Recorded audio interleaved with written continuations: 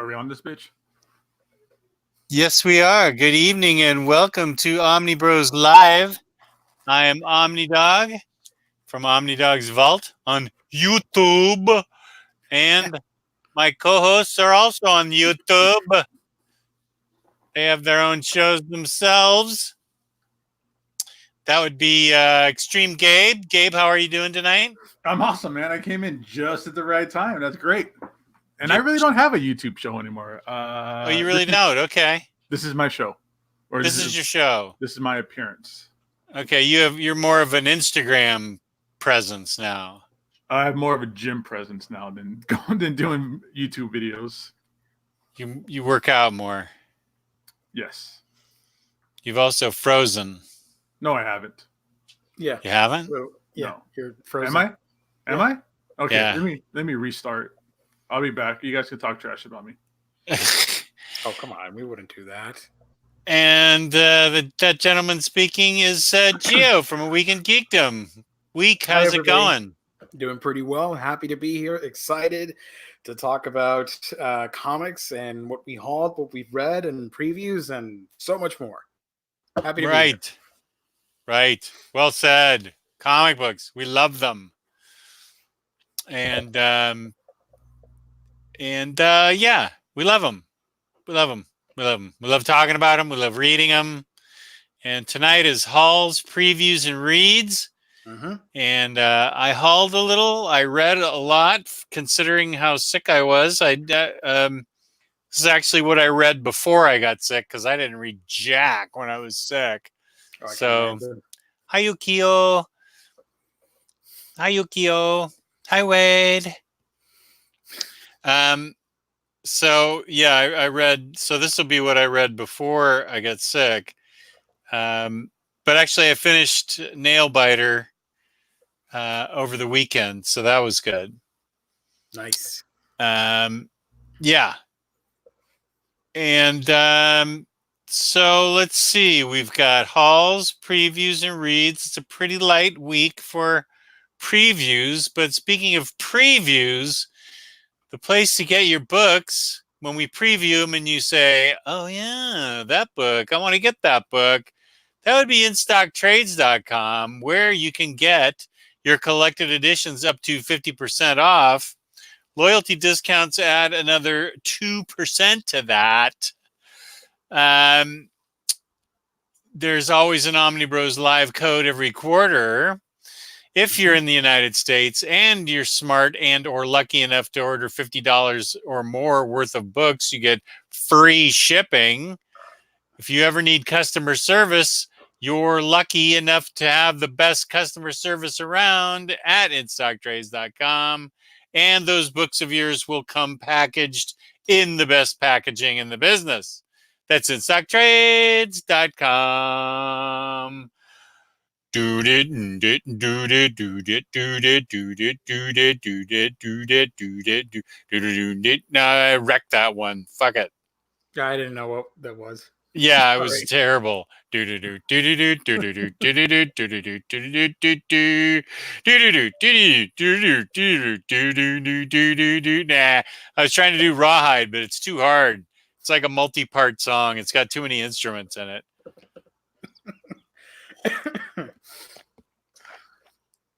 Hey, yes. Chat OmniDog is in the chat. There's Chat OmniDog. Nice.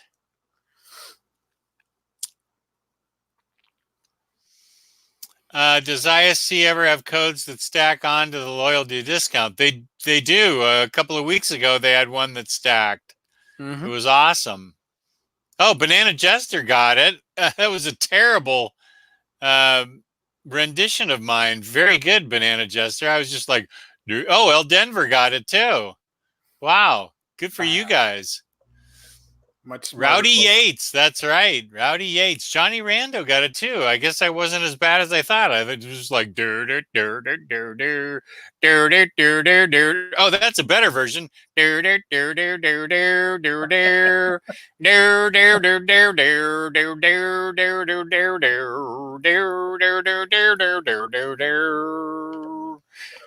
Okay, that's enough. Let's get back to comic books. Here's Gabe. All Okay. right, I'm back. And now Oh, everybody yeah. can feel bad about it. I'm sorry. I'm back. No, It's okay. everything's cool. Let's see. Do we want to talk hauls or reads first? Whatever you'd like. I got a pretty good. I got a good haul. Actually, when you're in the hospital and packages start piling up, that's not a good thing. But I was sick, so she couldn't really get mad at me. And some of the books, You planned it. You had, all this stuff is going to come in. I better get sick. So yeah, I better get sick. Some of them were books from my friend Kyle that he got for me, so that was good. I was able to, first of all, it's nice of Kyle to send them to me, but I could say, hey, baby, these weren't even mine. I didn't even order these. Be cool, be cool. I didn't even order these. And then I got like one IST order, so that's not that big of a deal. Nice. Let's see. I'll start. Let's see. Let me move this over so I can get me.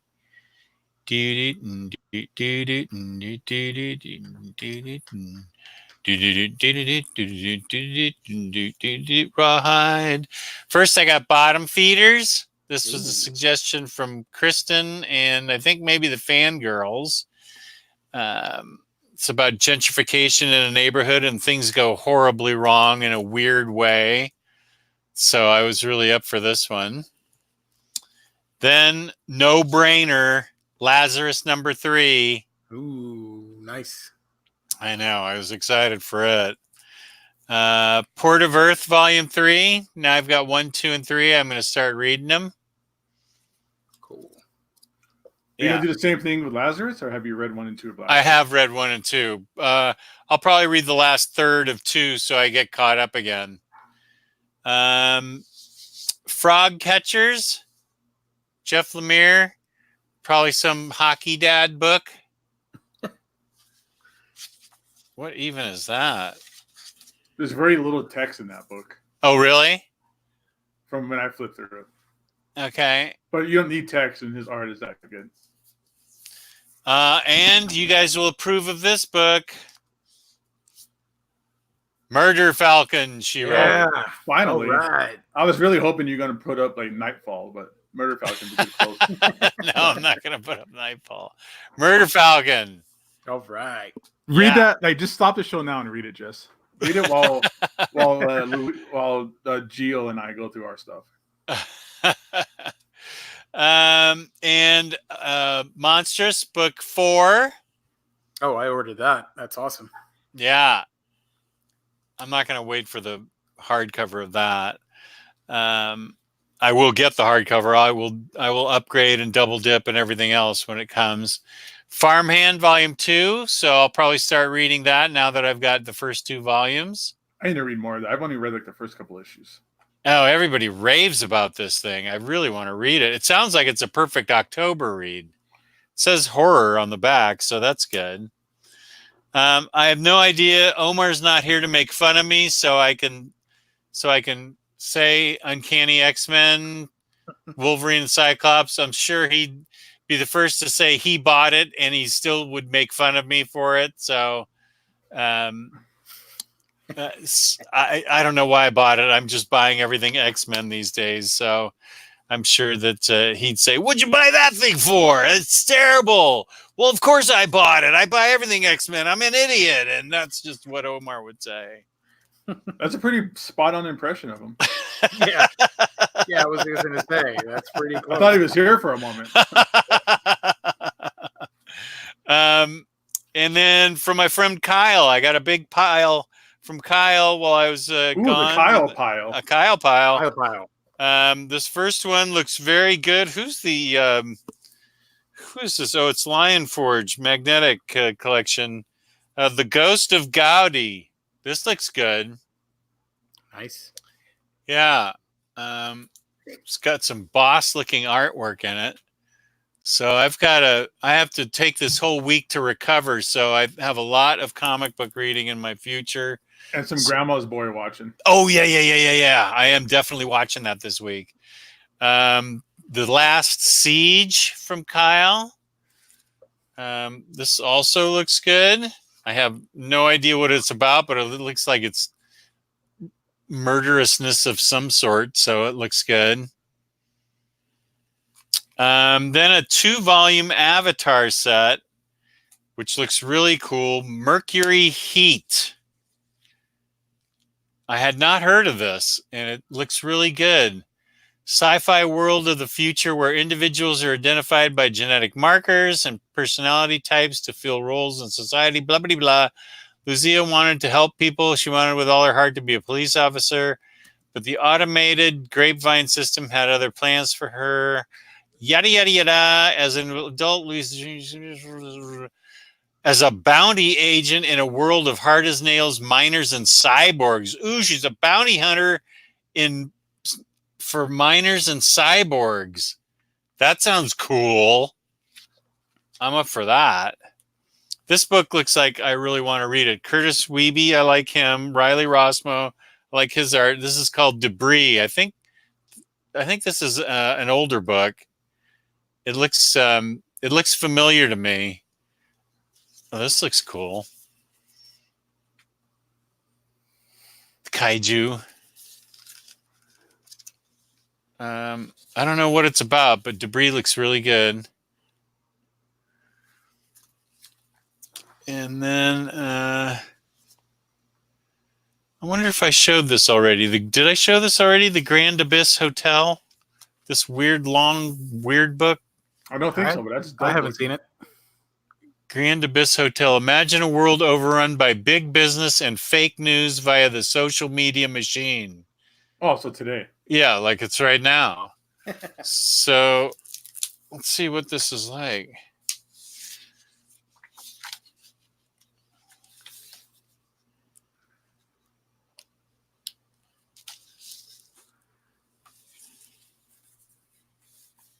It's a whole lot of panels. Yeah, a lot of panels there. But it also... Okay, this is cool.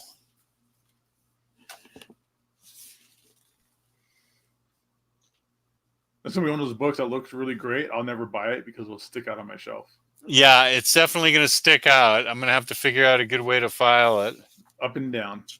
Up and down, yeah. That's how I have the that Private Eye book in 300. Yeah, exactly. So how did your bowling game go today, Jess? My what? Your bowling game. Oh, because I have my Big Lebowski shirt on? Yeah. I got my Big Lebowski shirt on. I thought I was a pin pal shirt. I do have one of those. I will be wearing those now that the weather's cooling off. It's perfect for bowling shirts. So I will be wearing those. And that is what I hauled.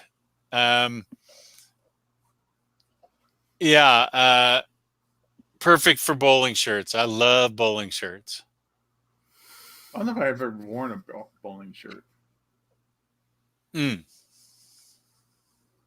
We should get an OmniBros bowling shirt. Oh, that'd be cool. We'd be the pen pals. Yeah, we can have the logo and everything. That'd be boss.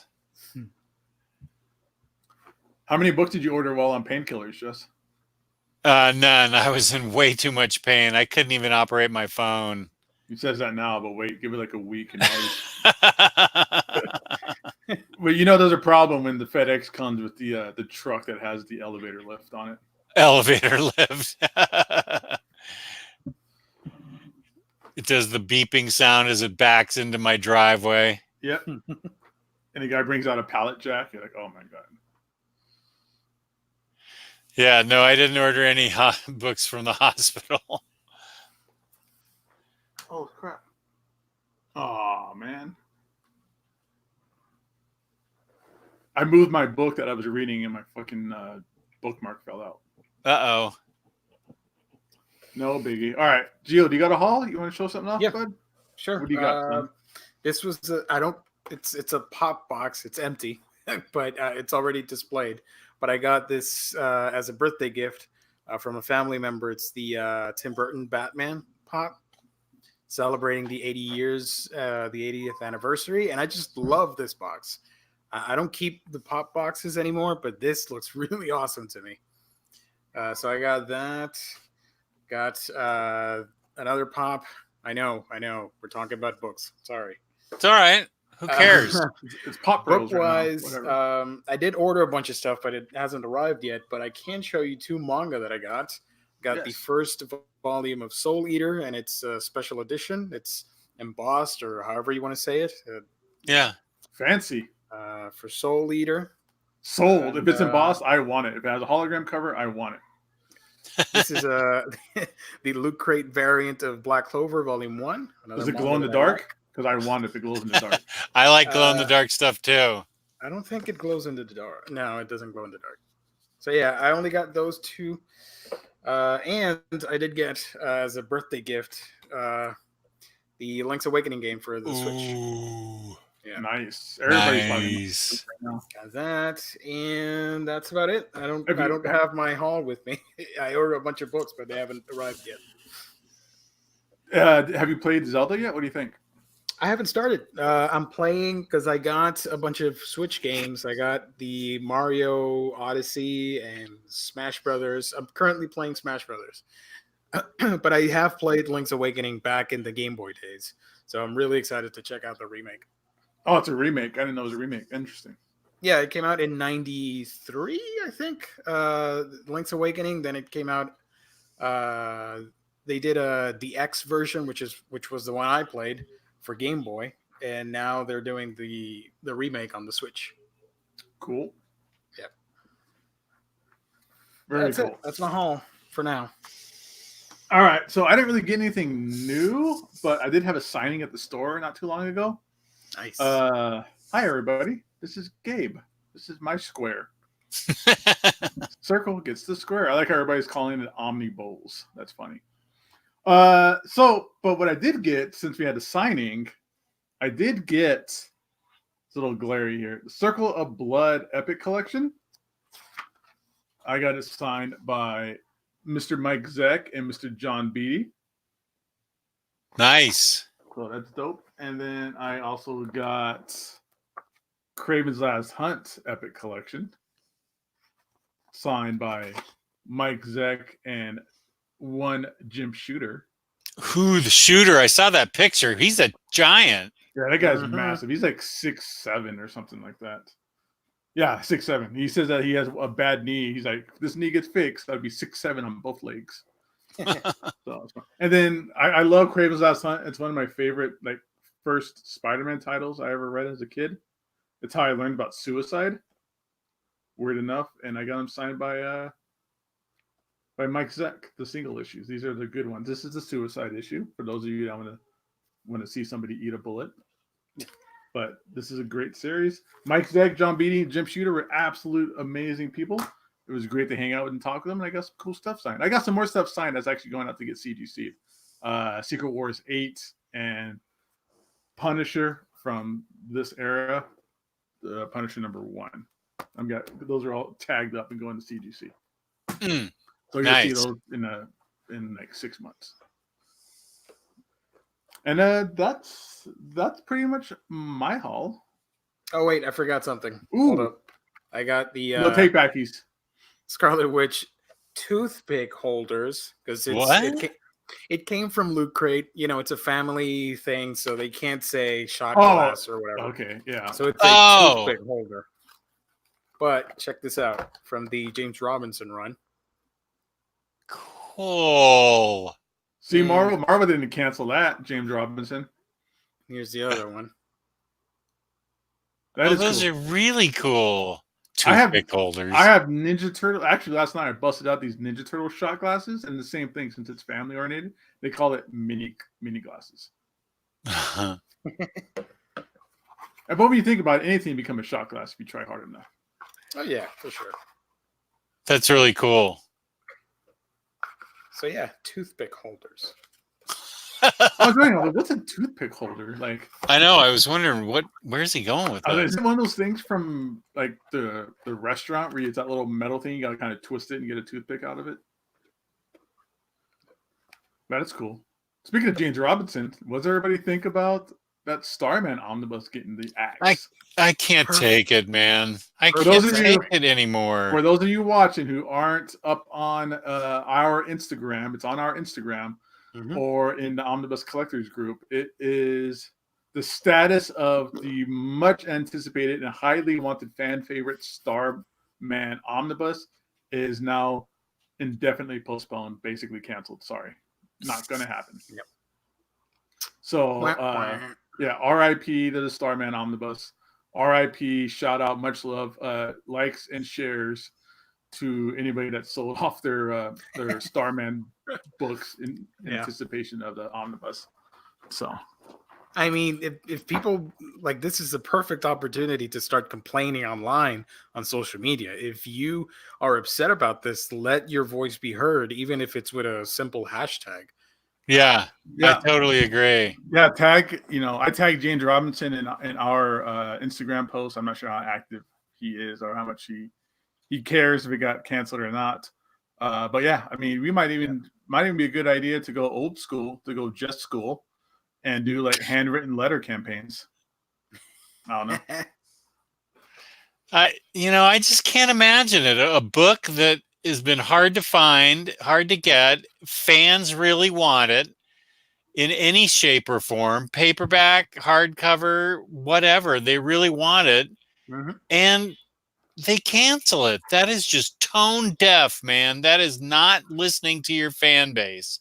That is absolutely asinine and not listening to your fan base.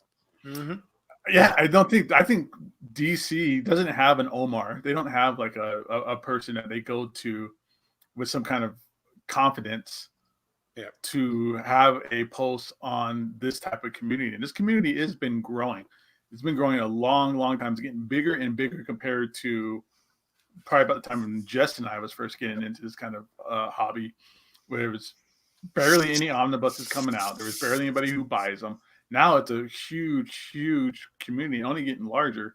And nobody's, DC is not listening to anybody, or they're not aware. They must have whatever reason that no one's ever said their reason for these cancellations, but whatever the reason is, it can't be because they think fans are not going to buy it. Yeah, it's crazy. I still haven't read Starman because I don't have volume 3. So now I'm like, okay, I guess I got to continue searching for volume 3. It's just maddening. It's frustrating because that was a slam dunk seller. Instead of some of these other ones like Red Hood or Deathstroke, this was a slam dunk. It was going to sell. Or anything Golden Age, Silver Age that's been reprinted 15 times in different formats. Yeah. The one thing I'm happy about is that they're so adamant about, they're so ready to print out all that old stuff that I think my Aquaman omnibus is safe simply because it is Silver Age, Right. It's not like a newer stuff that they might go like, let's cancel it. So don't jinx it, people. Yeah. I mean, something like this helps nobody. An out-of-print book or a canceled book helps nobody. Nobody's benefiting off of this. They're losing sales on this. We're losing the ability to have and enjoy and read the book. So I'm not sure where this is coming from. Nobody profits from these things being canceled. I don't know. No, everybody loses. Everybody loses. I want to say maybe they want to reprint the older stuff instead of putting out an omnibus. Maybe that's why it's postponed. Maybe. I don't know. I'm hopeful. Yeah, they need to get somebody like Omar, like Jess. They need to have a person that they can confide in, because I don't know. I mean, I don't. Nobody here knows how their collected edition department runs or how they work. I'm sure they all do an incredibly hard job that they all care about, and they have their reasons for these cancellations. They probably put out less books than what they solicit. That's a fact. They get more books canceled than actually come out. Yeah. So something must be going on, and they need to have some kind of focus on the community. They don't. they don't pretty much in the talk to dark. anybody. I don't see them talking to anybody on any other social media. They're not reaching out to any YouTubers or anything like that. Mm-hmm. They're pretty much in the dark when it comes to collected editions. They know soft cover trades sell and the regular hardcovers, so let's just do that for every single title. Forget it. It's just scary because what's next? Everybody's already a little like edgy about Swamp Thing because that got pushed back a month. Everyone's worried about the Mike Grell Green Arrow. Oh boy, that's another slam dunk. Yeah, but that's another book that I think is very similar to Jonah Hex, very similar to Starman in the fact that it doesn't have like star power. I guess it's not a recognizable title. It's not recognizable characters. So it makes me a little worried. I mean, sure, Green Arrow is a recognizable character, but that run and that version of Green Arrow, we'll probably get an Arrow comic from the TV series Omnibus before we get a Mike Grell one. Because I'm just saying they're similar in the fact that they are both, or all three of those things are just uncommon characters that nobody really worried or cared about. Like in a large mass, in a large mass. There's no Jonah Hex movie because that last one was garbage. Even though Jonah Hex is in Legends of Tomorrow every so often, but that's not a big thing. There's nobody's favorite character is Jonah Hex, who isn't 75 years old and read comics in this read Jonah Hex because they still like the Cowboys. So I'm talking ages. I don't know. We'll see what happens.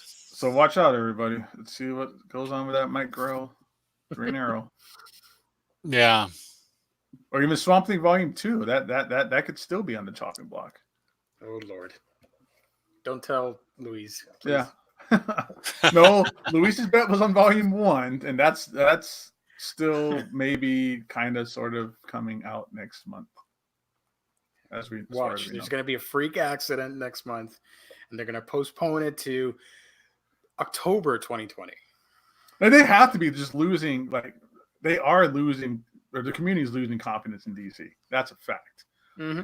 From what everybody, fake outrage or whatever you want to call it. There's a lot of people on the Omnibus group and on our Twitter and our Facebook page who are legitimately upset by this being canceled. I mean, the problem is, how am I as a consumer going to trust them if you're telling me, oh, you have to pre-order these books in order for us to know that you want them? Okay, so I did pre-order, but it's still getting canceled. And what's the whole point? Why do you want me to invest on your company if you're just going to cancel stuff regardless of what I do online? And we still don't even know why it was canceled. I mean, was it because of pre-orders? I don't even know if that was even officially like solicited in previews yet. If that was ever in Diamond's system. I could look, but still. Yeah. Like for Jonah Hex, I know I ordered a couple of Jonah Hex omnibuses. That was officially solicited from as far as I can remember. But I don't know about Starman. I don't remember seeing that on any order form yet. I mean, it could happen. There's 1,000,001 things on the order form per week, but I think it was on Amazon. I don't know. Let me check.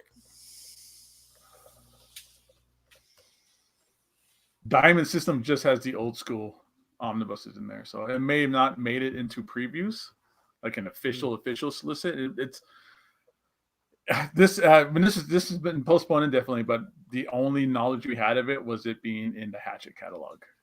Yeah. Boo. But yet we get Batman Damned. Right, Jess? Oh boy. The book that keeps on giving.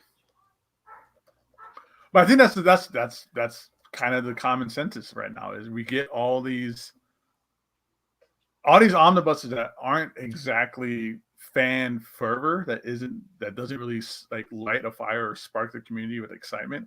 They keep coming out, but these ones that people are legitimately after and legitimately, say that they want to get, they're gone. They don't come out. Amazon says the book is coming out January 2080. So mark your calendars, folks. 2080. Oh yeah, that's the sign. I'll be 97 years old. 97. Oh man.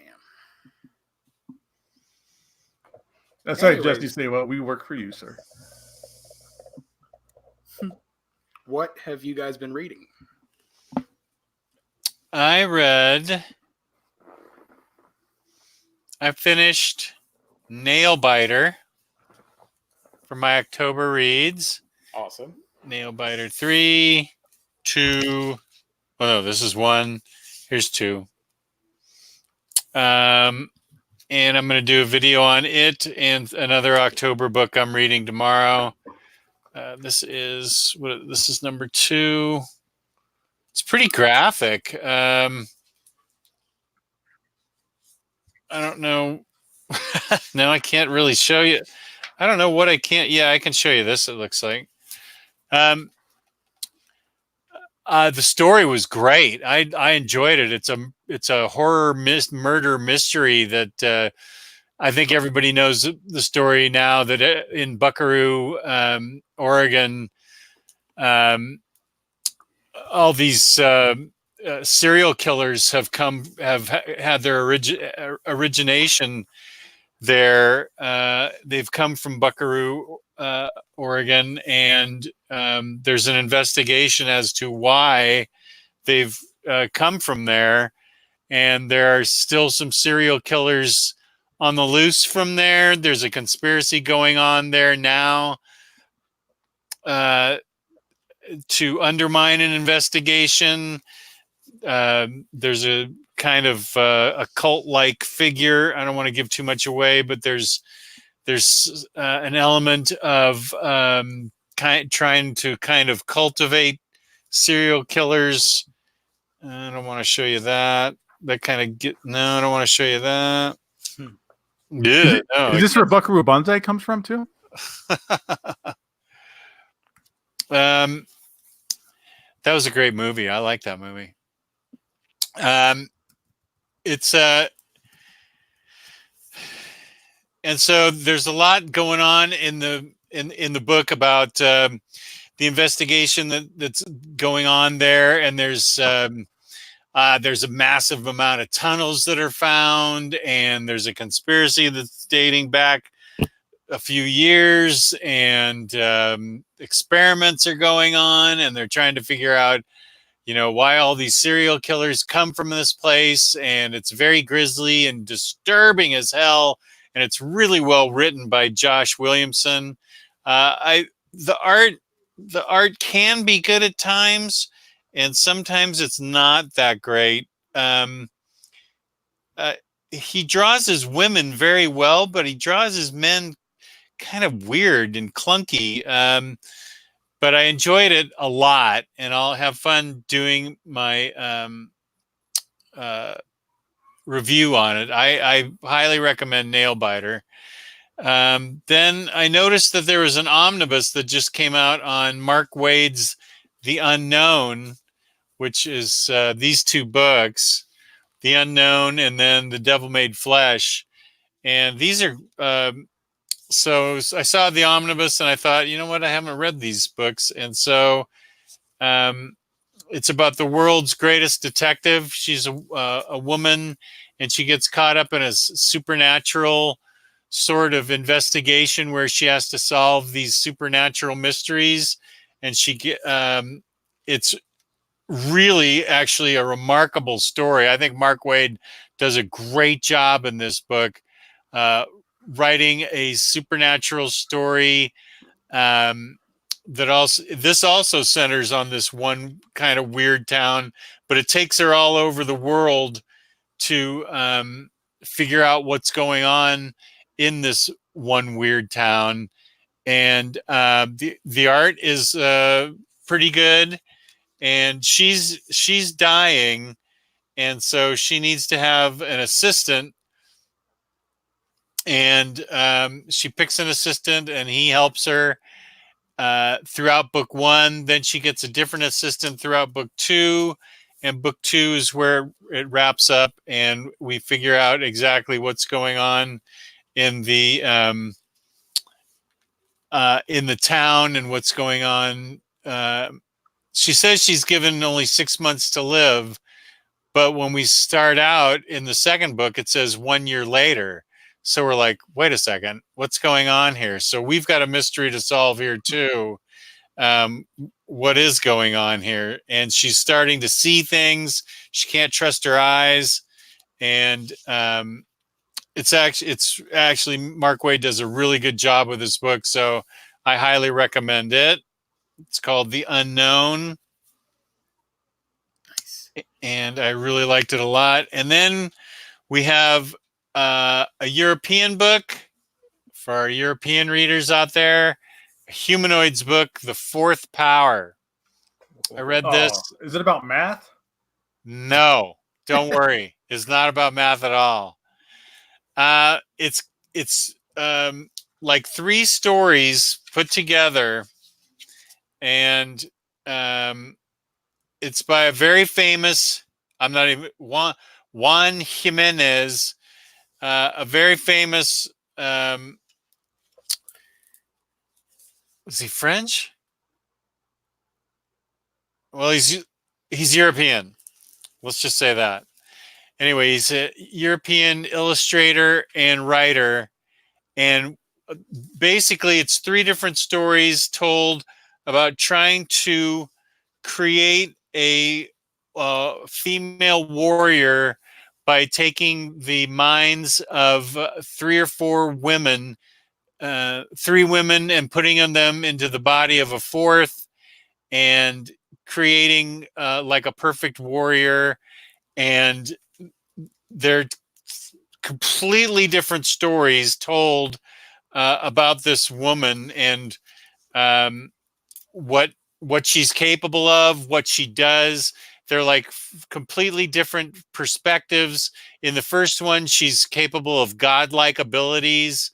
In the second one, she is dealing with a casino or something. It's very interesting. The art is absolutely gorgeous, and it deals with different scenarios where this woman has amazing powers that have been developed because she's got these enhanced abilities because of the women's powers that have been transferred into her brain. And it's really a remarkable it's a work of art. It's really well done.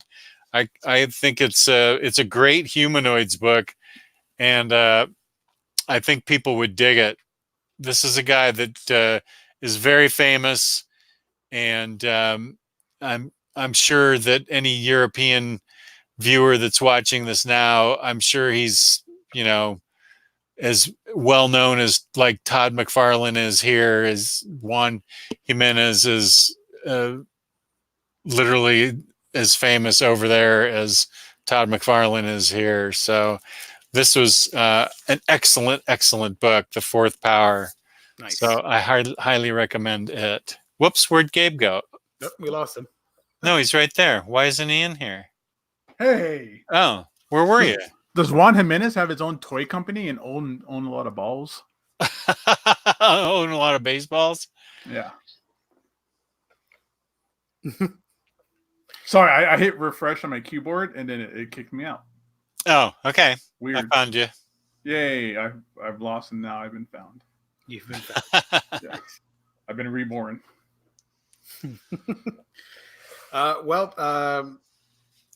I can go briefly because I haven't read much. I did read some manga, and I know the audience likes to talk about omnibuses, apparently, but hey, I read manga. So I finally finished Spirit Circle. I recently, before doing this show right now, I was recording a review for this, and this was amazing. Basically, in a nutshell, this guy that you see here, this kid, he is the 7th version reincarnated of himself, but he doesn't know it. He finds out through the female character right next to him that he's part of a cycle of reincarnation, and the two of them have this blood feud across the eras and ages, from like ancient Egypt to medieval times to the future. It's pretty wacky. It deals with concepts like souls, the universe. It's very Hickman-esque in the way that it goes about explaining how the universe works and how all these people are reincarnated, and like what the spirit circles are, which are like these hula hoops that they use, which embodies or like they can take the souls out of like the time stream where all the souls reside. It gets kind of wacky like that, but it's really good. The drawings on this thing are just freaking beautiful. Let's see if I can. I mean, oh, look at that awesome glare! You can't. Look at that! Look at that! That all black page. Yeah, that was a bad example, but there we go. The art in it is really awesome. There's a very blank background to most of the scenes. It's very minimal, but it makes up for it with the amazing character designs. I love how the characters look and behave, and just really awesome stuff. Really dramatic. Really, it has a perfect ending. Really tearjerker ending. I love this. Is there a story significance as to why it's all blank backgrounds, or is it just? Yeah, and that's the style of the author, Satoshi Mizukami. But he uses a lot of whites. But the characters make up for it, in my opinion. I thought it might have been because it all, with this whole talk about souls and stuff, that it all takes place in the soul world, or like a limbo kind of thing, and that's why it's blank. Could be, yeah. Or like Gantz, how Gantz all takes place in like a single room. Yeah, the apartment. Yeah. It could be. I mean, there's a lot. It's open to interpretation. But here's a cool battle scene right there. It's cool. So I got to read Berserk pretty soon because of our wildly successful fundraiser. Shout out to everybody that says donated to that. Yeah. So I know very little in the form of manga and how that stuff kind of works. But some of the things I do know is sometimes these books, these 90,000 volume franchises, it's not like some regular comic books creative wise where it's one person, one artist. A lot of times these things are done by like a team or like an entire company of artists. Yeah. Is that the case with this hula hoop soul saga thing? It depends. In the case of this book, the story and art is by the same author, Satoshi Mizukami, but there are several authors, which, they do have a staff working for them that they help them create the drawings and manga and all that stuff. But for the most part, the mangaka, or the author, as they say in English, is the one that does the story and the art by himself. And if it's a Shonen Jump title, for example, like Demon Slayer, this is part of Shonen Jump. This comes out on a weekly basis, weekly, monthly, whatever. But so they have to be really consistent. Wait, that entire volume comes out in 1 month? Oh, no. There's a Shonen Jump magazine, and they publish one chapter. So, like single comics. And eventually, if it gets popular enough, they collect it in manga books like this, with usually like 10 chapters or something like that, and they form a single volume. I've been hearing a lot about Demon Slayer, both the manga and the anime. Yeah, I watched the anime, and I recently got all the manga volumes, so I'm reading the series for the first time, and it's fantastic. The anime was great, so I'm enjoying the manga as well. Apparently, the second season of the anime is going to be a movie. Is that right? Mm-hmm. Yeah, the first season was 26 episodes, smash hit, and they're going to continue the second season with a movie, and then an actual season later on with more stuff. What volume is Demon Slayer on? Volume 8 was the last one that came out last month, or this one last month.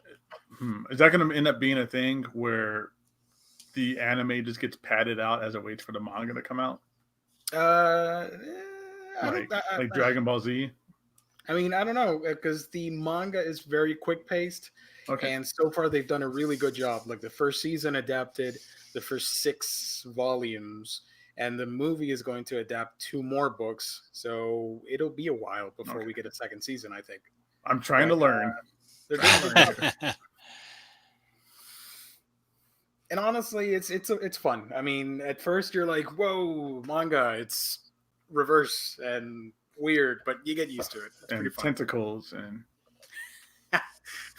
We really got to do another like real manga, fake manga, or just tell me the title of a manga, and I'll try to make up what the story is about. That's always fun. Oh, I can do that. That'd be good. I'm really good about that. I got problems. I'm really good with that. That's really fun. So that's it. That's all I've read. I read Demon Slayer Volume 4 and all of Spirit Circle, which was 6 volumes. Sweet. Did you read anything, Gabe? I did read some stuff. So I finished up Volume 2 of the awesome Scooby Apocalypse. Nice. This is a really good book. Having a lot of good times with this. This volume really kind of answers a lot of answers. And of course, whenever you get answers, those answers lead to more questions. So there's a lot of good stuff in here. A lot of cool zombies, not even just zombies anymore at this point. It's a lot of monsters, like crazy things going on with just monsters as well, where it gets a little wacky and cartoony, but not in like a bad way, like in a really fun kind of way. I'm trying to see where this part is. Like this part here, it shows off some son of a bitch. Shows off some great art from Dale Eaglesham. I think this is Dale Eaglesham on this part still. But you get monsters in trucks. You get literal monster trucks. Nice. Chasing after poor little Miss Velma in her little turtle van. But yeah, art in here is really great. Dale Eaglesham, as much as I love him and I love his art, I don't know how to really say this. He can only draw buff, good-looking people. Yeah. That's like, I didn't really have a problem with it with Fantastic Four. Like, he made Reed super buff and attractive and a good-looking guy. And I figured because, he was big during Jack Kirby's days as well. But on here, I'm gonna see if I can show to you guys a little bit. That guy in the red hat right there, that good-looking buff dude, that's his interpretation of Shaggy. And then him down here with that big ass gun, that's still Shaggy. Yeah, they're pretty fabulous looking. Yeah. I mean, Daphne's supposed to be good looking, and you would think that Fred would be, a buff, good looking dude, but not Shaggy. And throughout most of this book, like earlier with the Scott Collins, who was doing the art normally in these books, this is your Shaggy. He kind of looks more like a person that would be named Shaggy, not some big buff hero looking guy. Yeah. So that's my only gripe. I mean, it's artistic interpretation, and I'm sure they knew what they were in for when you get somebody like Dale Eaglesham. But that's just odd to see a buff, attractive, hard ass version of Shaggy who's still kind of wimpy, like character wise and things like that. But I like really good stuff. What's that? I like how he draws Scooby. Yeah, Scooby's good. He could do good animals. Scooby's good. Scrappy-Doo is crazy. Scrappy-Doo is in the book. There's a lot of explanation in him, but you would like Scrappy-Doo in here, Jess. Yeah. Really? Yeah. So real quick, this big monster dog, right? I'm trying to get this camera right. This big monster dog right here, that's Scrappy-Doo. Yep. Okay, I can see him. Yeah. So the big monster dog you see on both these pages here is Scrappy-Doo. Okay, that's cool. Because both him and Scooby were a part of this experiment that was going on in this complex to try and make like super smart soldier dogs. Scooby was the first one, and it didn't take with them because he was it was very experimental. But as they improved, they started getting Scrappy and his little gang of dogs, and they did stuff to him that makes it where he could change into like a big buff monster. So a lot of crazy stuff like that. I mean, it's Scooby-Doo and it's really wild hijinks, but it's also, real world-esque post-apocalyptic stuff that you would want. So it's the Hanna-Barbera of Steve and Bucky. Yeah, very cool. So that was fun. I might take a pause. I might get volume 3 later because I'm going to read some other stuff here, but I'm enjoying this. This is a lot of good fun here. I want to keep going because there's a lot of like reveals are starting to happen in this storyline. I've been reading some Wizard on the toilet. Nice. So my bathroom breaks have been going back and reading old Wizard magazines, and this is one of my favorites because This is one of the most glorious 90s images you'll ever see in your life of 90s comics. This is Stephen Platt and Prophet. Look at all those bullet casings and crazy shotgun shells and just massive machismo and machoism. Love it, love it, love it, love it. And here, some of the good articles is there's a whole article in here about Stephen Platt and him becoming the superstar that he was, where according to the article, he was still in art school at the time. This is a time that you don't see this anymore. I don't think you'll ever see this again, where the superstar artists in comics were like teenage kids. They were like 18, 19, not even old enough to drink, and they were like superstars. Case in point, like Rob Liefeld, Stephen Platt, Joe Mad. But it talks about how he was just still in art school when he was discovered.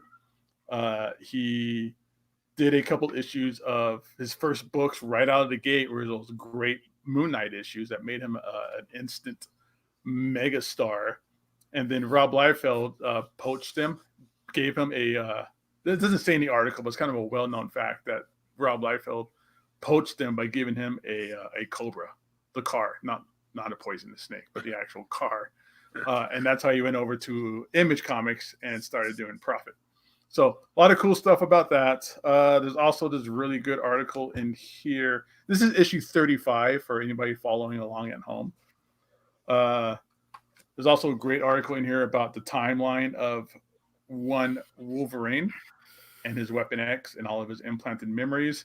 It was fun reading this because all their speculation and all their timelines with Wolverine's past is completely just null and void 30 years later. Like now we know his origin story. You know, he wasn't, centuries and centuries old. He was never, part of like old feudal Japan and things like that. At most Wolverine's like 120, 130 years old or whatever the case might be. So it's fun to read that kind of article and realize, and then seeing it in today's eyes, it's like, nope, that's wrong. That's wrong. That's not wrong. That's right. Oh, they were right there. So it's fun to see kind of that. I love this stuff too. Great fan art. They always had these really cool fan art catalogs in here. Especially when I was growing up in my teenage years, this is very formative to me. There's a Brutes and Babes thing in here, but it's actually like how to draw. This is a whole thing about how to draw like perspective and put your layers into perspective and fun, cool stuff like that. So I remember just learning a lot of stuff about this, and it was fun to revisit some of this old 90s era speculation. You got the price guide in here, which is always super cool. They kind of see the crazy prices that books were going for at the time. Actually, let me look something up. Anybody want me to look up a book and see what the price was in July 1994? Hulk 181. All right, let's see. Incredible Hulk 181 in here. So I think their prices in here are for near mint condition books, things that would be like 9.2 or higher. $325. Wow. That today would be like a $7,000 book. If it was 9.2. Wow. Yep. And with that, let's see. There's always one book in here I always like to kind of look at, because that's $300 for the first appearance of Wolverine in 1994. Let's see.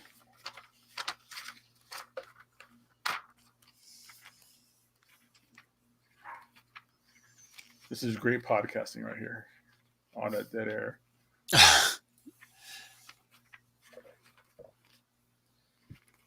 But you could. God damn it. Spawn was $13. Spawn number 1. What is it now? I don't know, like 50.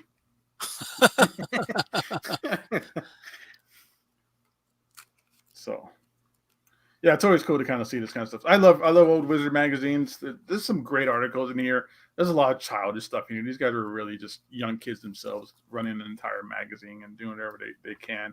But yeah, so that's good. I started reading my comic creators on X-Men. I showed you guys this earlier before. This was an entire book on interviews conducted by one editor-in-chief of Marvel Comics and great writer, especially on the Fantastic Four. Tom DeFalco also did great runs on Thor as well, but I'm a big fan of his Fantastic Four. So good articles. The first interview here was on Stan Lee. He interviewed Stan Lee. It's kind of, your basic, like, how did you come up with the characters? How did the writing process work? Why did you choose Jack Kirby to be, the artist on it? But you also get a lot of factoids that I never really knew before. Like there's a couple issues of X-Men right after Jack left that were done by Wally Wood, the great Wally Wood. I'm sure everybody knows who that is. But Jack Kirby did the breakdowns and the layouts for him, which is basically like the loose sketches of how the story pacing is supposed to work. And Wally Wood would go over it. Also, they talked about if Stan Lee was to have stayed on the book, he left after issue 20, I think. 19 or 20 was Stan Lee's last issue on the book. His interpretation was to have Magneto be Professor X's brother. So I never knew that. So that was interesting. I wrote it down on my little sticky note here. I'll be doing that as I read this and talk to you guys about it. Put down some special notes to kind of share with everybody here. So yeah, this will be my my reading project for a while. I'll be going through this cool interview book. So for those of you who don't know, the interviews on here are, right, like I said, I just did Stan Lee was first. Right now I'm on Roy Thomas. Just his favorite Batman artist of all time. You got Neil Adams in here. He was my favorite. Chris Claremont, Dave Cockrum, John Byrne, Alan Davis, Louise Simonson, Mark Silvestri, Bob Harris, Scott Liddell, Chris Bajalo, Grant Morrison, and Mark Miller. So these are the people that Tom DeFalco interviews about their time on the X-Men. So I'll be going through that. And that's it for me. Okay, let's go to previews. Yeah.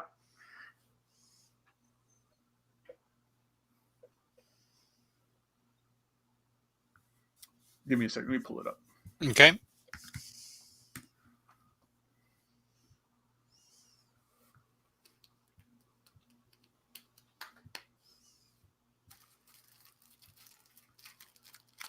All right. Let me know when you have it up. I have it up. All right. So let's go ahead and go through this week's releases for October 9th, 2019. Our wonderful sponsor, In Stock Trades, their site refreshes tomorrow, Tuesday afternoon at 12 Pacific, 3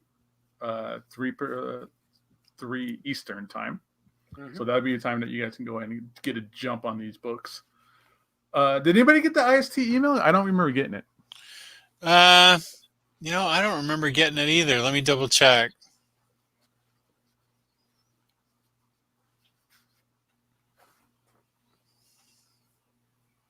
Because I didn't get it, so I don't think it went out. Well, when we find out, we'll post it on the community tab and social media and all that stuff. Yeah, so be sure to follow OmniBros Live on the Instagrams, because that's what all the awesome people do. Hell yeah. Mad respect to our 1,000 plus followers. All right, so let's go and get this started, everybody. Image Comics this week, we got Camp Midnight graphic novel volume 2. No idea what that is. And I also have no idea who Red Hook trade paperback volume 2 is either. Scrolling through with Dark Horse is the Baltimore volume 1 omnibus. We got Black Hammer 45, World of Black Hammer trade paperback volume 1. Totally getting that. Zootopia School Days young adult hardcover readers book, and EC Archives Frontline Combat hardcover volume 2. IDW, we have Children of Amara trade paperback Ghost Classic Monsters of Pre-Code Horror. Right, that sounds like that might be really cool. And John Burns Marvel Classic Artifact Edition. Nice. So this is another artist edition, but of John Burns' work. Apparently it's going to be some Marvel team-up action, some Captain America, Avengers, and Iron Fist pages. These are, for those of you who don't know, these are huge, oversized books. They are sometimes about 2 feet tall and about a foot wide. Some of these things, I might be over exaggerating, but they're massive because that is the size, including the extra borders and stuff like that, the size of the original artwork. So when artists do their artwork on comic book boards for publishing, they do on these really extra sized pieces of paper. And these books take those black and white drawings and do a color scan of them, print them out, and then that's what these books are. They're absolutely beautiful. If you're a fan of original art, or if you're just curious on how original art looks and how it works, you can probably even see on here, you get to see cool stuff like the dried up glue. You can see the whiteout that did some correcting that people did on their artwork as well. So it's really interesting if you're kind of a process junkie or just a fan of like original art. Like all these heads are obviously just paste ups. Like they were all just kind of just cut out and glued on individually. So cool stuff like that you get to see. So that's it for IDW. DC Comics. Here's everything that made it through their cancellation gauntlet. We have All-Star Comics, Only Legends Live Forever hardcover. Crisis on Infinite Earths Companion Deluxe hardcover volume 3. So this gets put out, but other things don't get put out. Great. DC Superhero Girls at Metropolis High. Those are really fun. I sell a lot of those in store to parents. So Harley Quinn trade paperback volume 3, The Trials of Harley Quinn. Heroes in Crisis, the price and other stories. So for all you Heroes in Crisis fans, all 6 of you, here's all the side stories and stuff like that as well. Also, we get a Sandman Overture 30th anniversary. A Sandman book. Wow. Nice. Long overdue. Because there's not 15 printings of this out there already. Jiminy Crickets. Wow. And then we get Silencer trade paperback volume 3, Up in Smoke, which is a Cheech and Chong movie. Just like that Starman omnibus, Up in Smoke. Yes. All right, so Marvel Comics, we have Hulk trade paperback Incredible Origins, Marvel 80 for 80 hardcover. I'm not sure what that is. I think that's like 80 emblematic covers that they think represent the 80 years of Marvel. That's interesting. Pass. And then we have Marvel Monograph trade paperback art of Sarah Pichelli. Nice. Marvel Masterworks edition. We have Ghost Rider hardcover volume 1. Those are almost always 50% off. Mm-hmm. And I think I'm gonna get that Ghost Rider. I You love jumping into the Bronze Ghost Rider. All right. I loved Ghost Rider back in the day. Yeah, this is the great Gary Friedrich and Mike Plug stuff that was going on then too. I think Jim Mooney was a part of it here as well.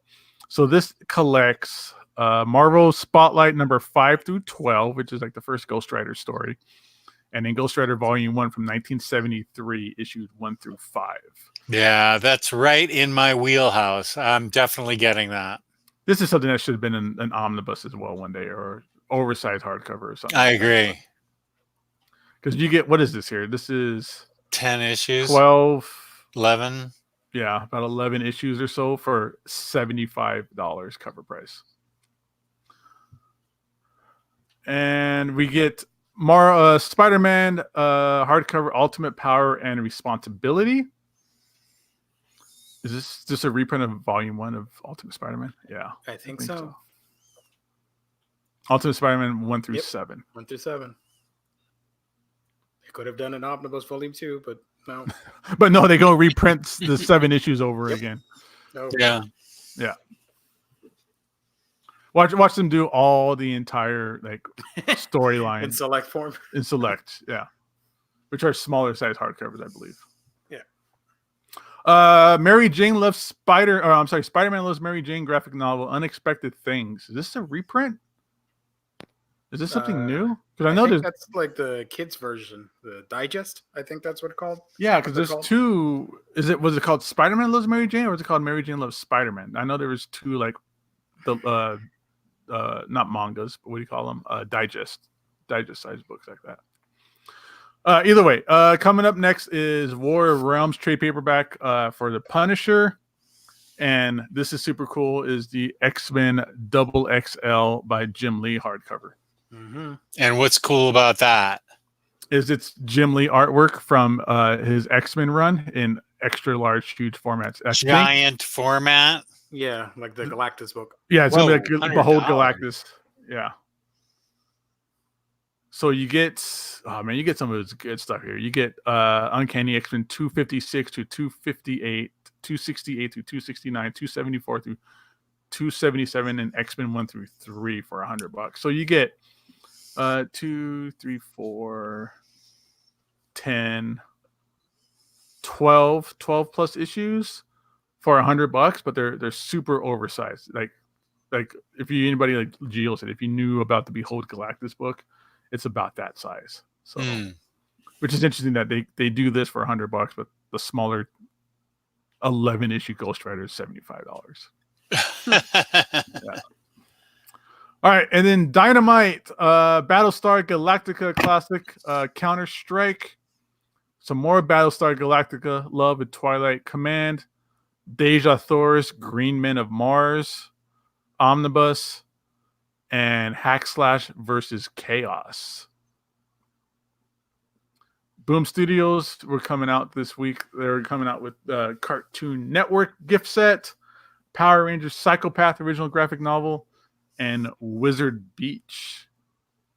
And then down here, Gilles, your section, bud. Let me know if there's anything in here that you're interested in. We can highlight it. Blossom, I heard, is really good. If anybody's a fan of Riverdale, Blossom 666 is all about the Blossom family. Case Closed. That's a classic. Except volume 72. Yeah. Volume 72. Jiminy Cricket. It's been going on for a while now. That's craziness. The anime has more than 1,000 episodes as well. Oh my god! What? Yeah, 1,000 episodes? That's pretty common for a lot of anime. Not a lot, but there's a few out there that are like Naruto's like that almost. I think, right? One Piece is getting up there, right? So yeah, One Piece I think is very close, or just to hit 1,000 or something like that. But Case Closed, most of the episodes it's very episodic because it's like the case of the week type thing, because he's solving different murder mysteries and stuff. It's really fun. But once you know what happens, going back and reading that stuff, it's okay. That's got to be like somebody going back and going, I want to read every Spider-Man. So I'm going to go read AF-15 and begin from there. Does it get like... Have you ever gone back and read like old manga like that? Does it like, if it's the quality, does it improve over time? So does going back and rereading the first volumes, is that kind of cringy? Depends on the series, but for like Case Closed, some of the stuff still holds up. But like, stuff from the early 90s, the case files and all that stuff, the murder mysteries, you already know what happened, so the mystery isn't there anymore. So it's like, okay, he solved that case. So I don't really care for older stuff about Case Closed. Oh, okay. Or Detective Conan, as it's called in Japan. I've heard of that before. Okay. Yeah. Anything else on here, Gio? You're my eyes for this section, but apparently Clash of Kings is getting a graphic novel right there. The Game of Thrones stuff. I don't see it. Right I see it now. There. Yeah. It's a comic book adaptation of the novels.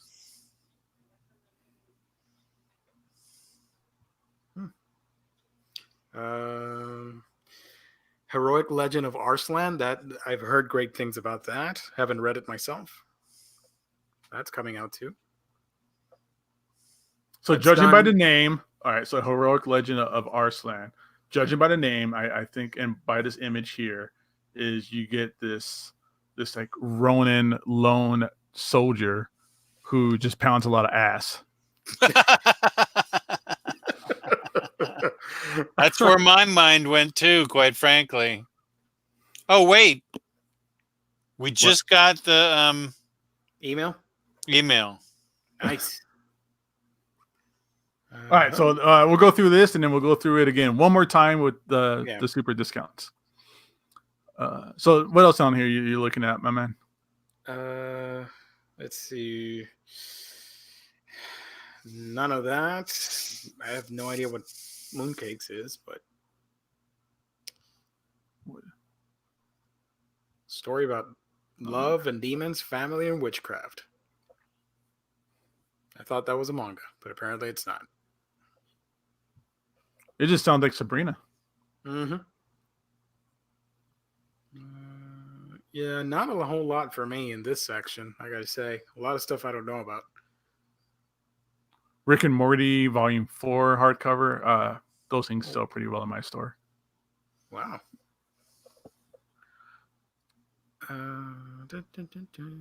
Sleepy Princess and Demon Castle. I've heard it's fun, and it's getting an anime soon, so I might want to check it out. There's all the new stuff I try and keep up with, but I cannot tell you what it is about. But I've heard it's pretty funny. Well, you get this little green boy here who looks like Beast Boy that has a kebab in his mouth. I think that's a. She looks like she's orc. tied up with duct tape. Like she got a roll of duct tape around her wrist, and then she's tied up to a poison apple. Probably. I don't know. I do want to check it out, but we'll see.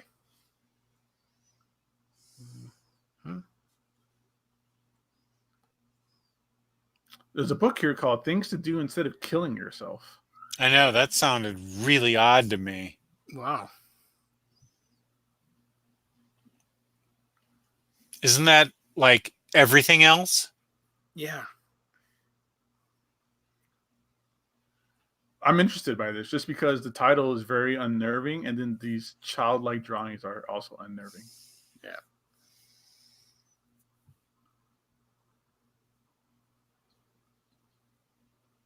Truckus Maximus sounds dope. That sounds like that Emilio Estevez movie.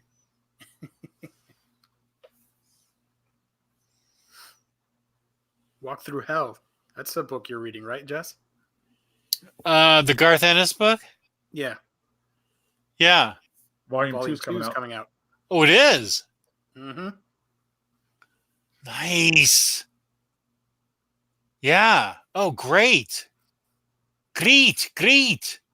And also a quick shout out real quick to Reed Chandler. It's not on here, but according to Diamond and my store shipments, his graphic novel that Jess already has. What is it called again, Jess? I'm sorry. Hardcore Anxiety. Hardcore Anxiety. This is the week that it's officially released through Diamond, from what I can tell of my shipments in my Diamond order. So shout out to Chandler. Congratulations to him. Reed Chancellor. Reed Chancellor. I'm sorry. All right, so Jess, what's the now that we have the email, what's the 50% off books? 50% off books are Crisis on Infinite Earths Companion Deluxe. Yay!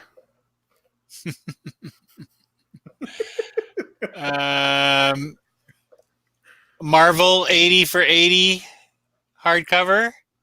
Cool. Wait, I'm missing one because I thought I saw All-Star Comics, Only Legends Live Forever. That's a DC book. All-Star Comics, Only Legends Live Forever hardcover. The 2 Marvel Masterworks Ghost Rider books. You called it. Yeah, I thought so. And let's see, one more Marvel book, I think. Is it the Jim Lee book? Oh no, wait. Spider-Man. It was the 3. It was the Marvel 80 for 80, the 2 Ghost Rider books, and then the Crisis on Infinite Earths and the All-Star Comics Only Legends Live Forever. All right. Those are the 5 books. Nice. There you have it. All right. All done there, everybody. Wow. Where can we get those books, though? You can get those books. Let's see.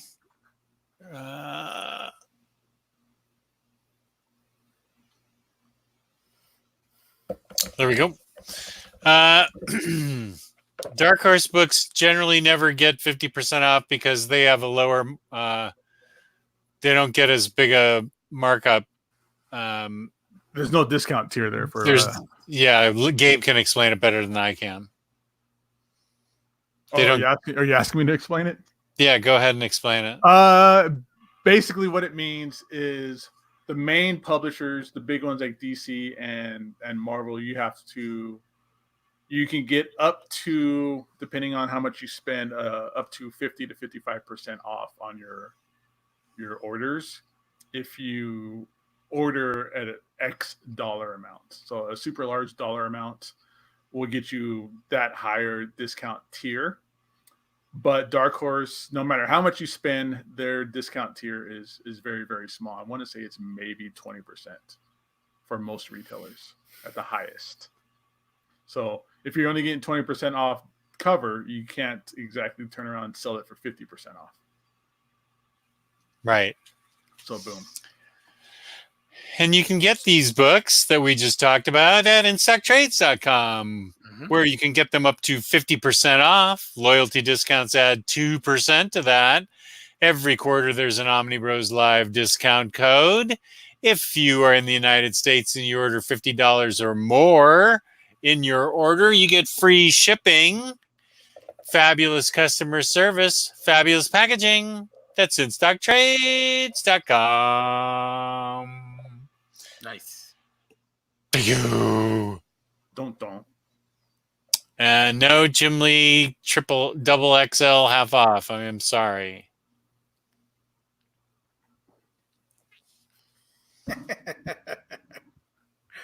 I can't read it. No, the stereotypes one? Yeah, Yeah, I it's want to funny. laugh, but I know some people might get offended. I don't know. People are weird these days. It's funny, though. Mm-hmm. All right. You want to do Q&A or are we ready to dip out? It's been an hour and 15 minutes. I personally am ready to dip out. Yep. All right. Let's dip out. Bye, everybody. Late.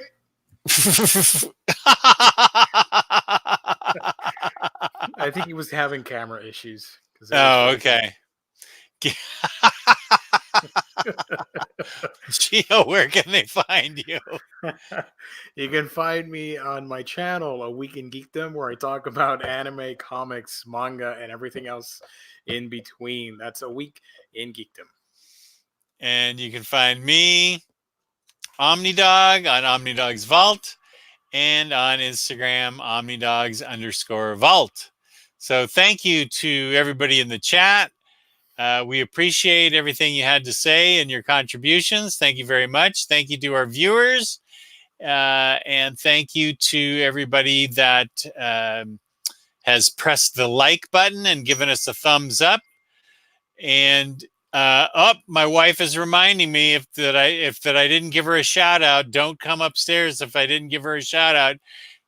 I'm on a strict limited diet of like popsicles and Jello this week. She got me Wonder Woman popsicles, and so she gets a big thank you and shout out for that because they're really cool Wonder Woman popsicles. So shout out to my wife for giving me those wonderful popsicles. I just saw that text. So thank you to InStock Trades, our wonderful sponsor. Thank you to our viewers, and you will see us again on Thursday when we take the form of Otaku Bros. Yeah, and we have an announcement for Thursday, so you might want to tune in Thursday for something special. Just saying. Special announcement on Thursday. Yeah. Wonder Woman popsicles? No, Matthew, they are patriotic, like Wonder Woman is. Even though I don't know why she's considered patriotic. She wasn't even born in this country. Exactly. She's an ambassador. She's an ambassador, right? That's why they're patriotic. And Gabe, you can find him on Instagram. Gabe loves 90s comics. Yeah. So thank you very much to everybody. Thank you to my co-host Gio, who's always bringing the friendliness. Yay. We do have a lot of questions. I'm sorry for the chat, but we got to go. but we'll answer them on another show. Wait, what questions do we have? I just saw a bunch of questions that will probably take us like 30 minutes to get through. Something about Superman and the Jim Lee stuff and I don't know, some other I don't questions. know any of the answers to those. Fenner asked about NYCC. Tune in to the show that we did yesterday. Yeah, we talked about NYCC yesterday. Yeah. And mini plug to the Fangirls because they also did an NYCC episode last night. So we got you covered with those 2 episodes. Yeah. That's it. Indeed. I'm going to go have a Wonder Woman popsicle or several. Mm-hmm. So thank you very much for tuning in. Please hit the like button. Please leave a comment. Please subscribe. Please hit the notification bell. But please, peace and love. Peace and love. Thank you all very much. Bye-bye.